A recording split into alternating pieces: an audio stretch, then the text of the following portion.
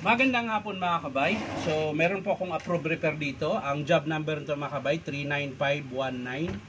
So ang model pala nito mga kabay DW5541. So ito yung 5 kilos nung araw na jackhammer. Puro tibag to mga kabay, wala po siyang rotary. So ang sira po nito mga kabay ay pan block. Ayan. So ngayon mga kabay, kung mapapansin nyo, ayan, yung naka number 1 po yung variable niya. Pero pag pinaandar mo, diretso kaagad yung bilis. Tapos maingay po. Ayan. Ang dahilan po niyan mga kabay ay doon sa kanyang pan, basag. Ayan. Tapos wala na rin pong control ng variable dahil nabasag po yung pan. Ayan. So mag-iiba yan mga kabay kapag pinalitan natin ng buong pan.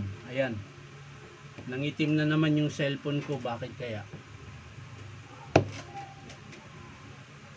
Pasira na. Ayan, lumiwanag. So ito yung bagong pan block niya mga kabay. Ito yung luma. Ayan.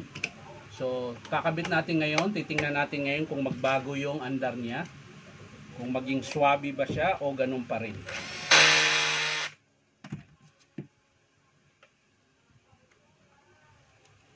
So ayan mga kabay, papaandarin natin. O, diba? So kanina, pag pinaandar natin, ang bilis kaagad. Dahil po yun dito sa pan na basag. Ganyan po yan pag merong variable na jackhammer. Ayan. Ngayon, lalagyan natin sa pinakamalakas. 7. Ayan. Nakalagay po siya sa number 7. 7. Tingnan natin mga kabay. Malakas na ito.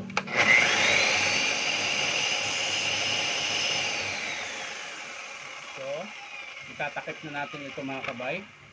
Bali, ang sira lang po kasi nito ay yung kanyang pan. Yun lang po yung pinalitan natin. Pero may iba pang sira ito mga kabay. Sira din yung brass cup holder nito. Ang ginawa ko lang, ginawan ko lang ng paraan. Inayos ko. Dahil sayang naman po, buo pa yung armature. So, ito magagamit na ito ng customer. Ayan. So, iti-testing natin yung kanyang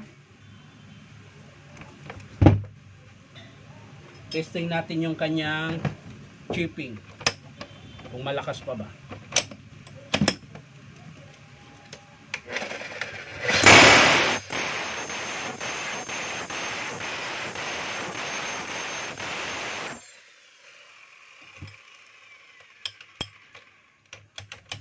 So, chipping niya mga kabay, medyo matigas lang yung bala dahil wala pong langis. Yan.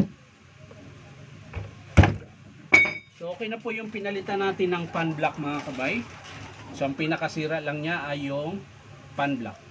Ayan. So, yan lang mga kabay. Maraming salamat sa panonood at palike and share na rin po. Bye-bye!